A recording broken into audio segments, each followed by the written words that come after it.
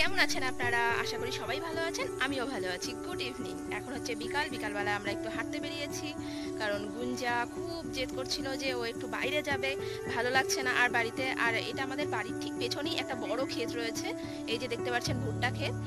মানে যতদূর চোখ যায় এখানে সারাক্ষণ খালি ক্ষেত আর ক্ষেত।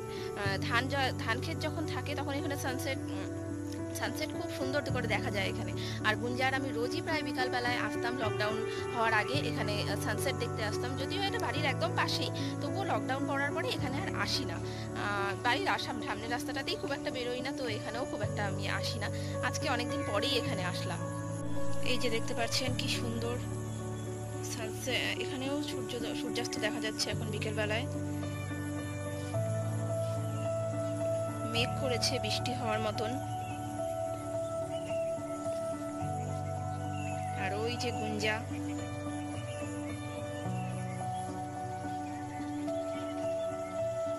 চলুন আমার সাথে সাথে।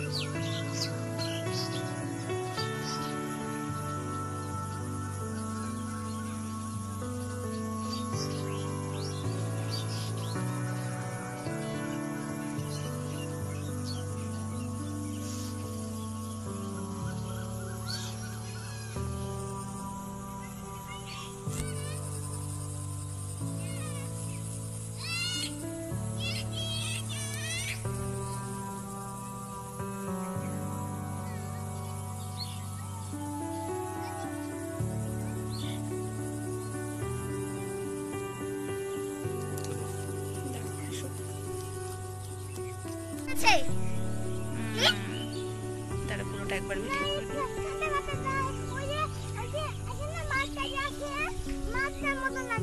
এই পাশে যে টাওয়ারটা দেখছিস না, এই পাশে সেটার পেছনে জঙ্গলের সব থেকে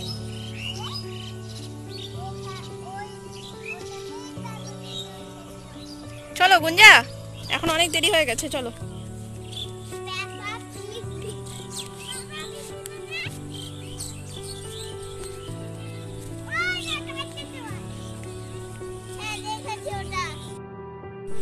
এখন বিকেলবেলা আমি হালকা কিছু খাবার বানাচ্ছি বাড়ির সবার জন্য। আজকে আমি পাস্তা বানাচ্ছি, তো পাস্তা সিদ্ধ হতে দিয়ে দিলাম।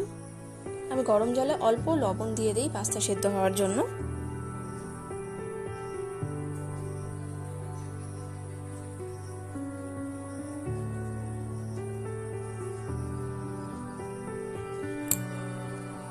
এবার রসুন ছিলে নিচ্ছি পাস্তার জন্য।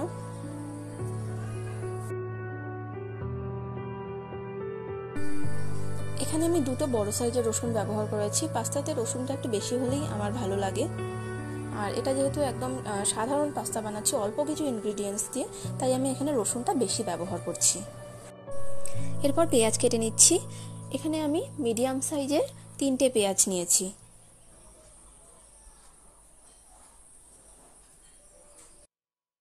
পেঁয়াজগুলো এই চপারে নিয়ে নিলাম। এই চপারে একদম কুচি কুচি করে কাটা হয়, যেটা পাস্তার মধ্যে খেতে খুব ভালো লাগে।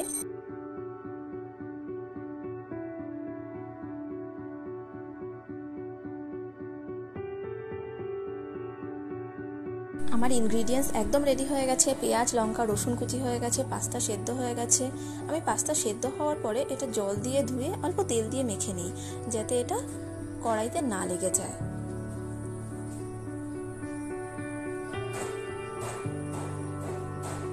এই যে সামান্য তেল দিয়ে আমি এটাকে মাখিয়ে নেব।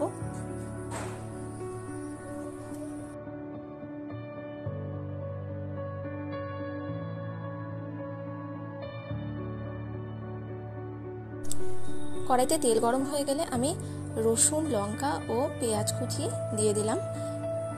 সামান্য লবণ দিয়ে কম আঁচে পেঁয়াজ এটাকে ভেজে নেব।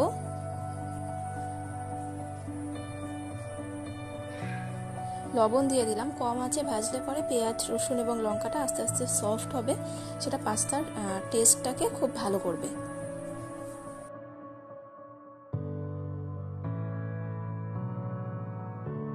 পেঁয়াজ ভাজা হয়ে গেছে, এবার আমি এখানে পাস্তা দিয়ে দিচ্ছি। পাস্তা খুব বেশি ভাজতে হবে না, সামান্য নাড়াচাড়া করেই আমি নামিয়ে নেব। ভালো করে পেঁয়াজ রসুনের সাথে পাস্তাটা মিশিয়ে দিলাম। এতে আমি ম্যাগি পাস্তা মশলা ব্যবহার করছি।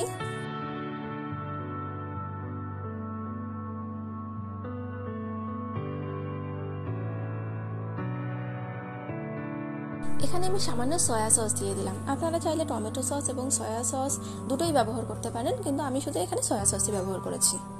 এরপর সামান্য 1 মিনিট নাড়াচাড়া করেই আমি নামিয়ে নিচ্ছি। পাস্তা হয়ে গেছে, দেখতে পাচ্ছেন। এর মধ্যে চাইলে ডিমও দিতে পারেন। থ্যাংক ইউ আমার এই রেসিপিটা দেখার জন্য। ভালো লাগলে অবশ্যই আমার চ্যানেলকে সাবস্ক্রাইব করে